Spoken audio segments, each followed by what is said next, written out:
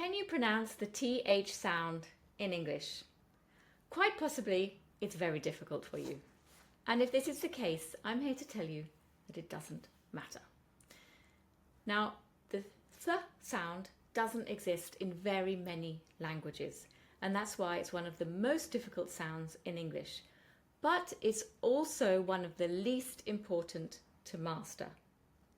I'm Catherine, and I'm a coach in public speaking and pronunciation for non-native English speakers. So why is the TH sound not important? Well, let's take two words, this and think.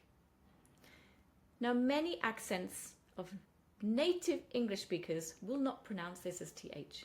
They will say this and think, or dis and tink. And you know what? Everybody understands them, everybody accepts it, and it's a native English speaker way of saying the TH. So if you are pronouncing it as a s, this, think, it's not so great.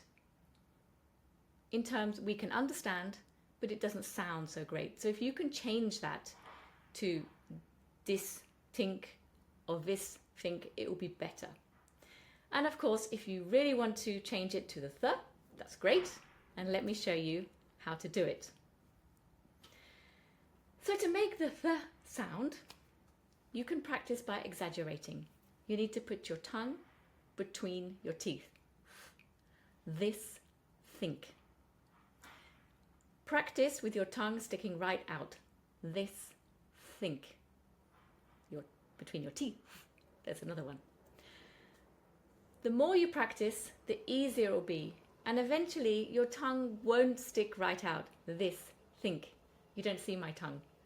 It's just behind my top teeth, but it's still there. This, think.